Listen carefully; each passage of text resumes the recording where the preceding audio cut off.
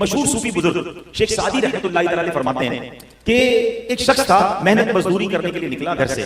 اس نے دیکھا کہ اندھی لومڑی ہے اور اندھی بھی ہے, اپاہج بھی ہے, دیکھ بھی نہیں سکتی, موو بھی نہیں کر سکتی. تو وہ شخص سوچنے لگا کہ اس کے ہاتھ پیر بھی نہیں ہے, یہ دیکھ بھی نہیں پا رہی, کھاتی کیسے ہے, اس کو رزق کہاں سے ملتا ہے. وہ کہتا ہے وہ اس کو وہیں تھوڑی دیر کے لیے رک گیا. اب جب اس نے حیران ہوا تو دیکھا کہ ایک شیر وہاں سے آیا, اس کے منہ میں کوئی شکار تھا. اس نے وہ شکار اس لومڑی کے سامنے ڈال دیا. جتنا لومڑی نے کھانا تھا کھا لیا, باقی وہ شیر اٹھا کر لے گیا.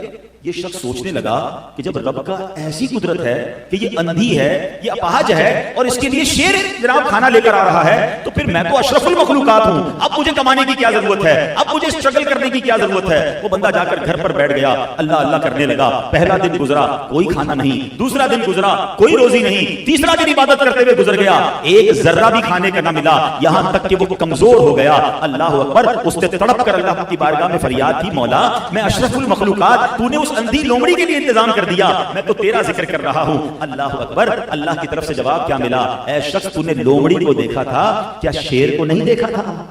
بننا ہے تو شیر کی طرح بننا, اپنے لیے بھی محنت کر اور دوسروں کو بھی کھلا.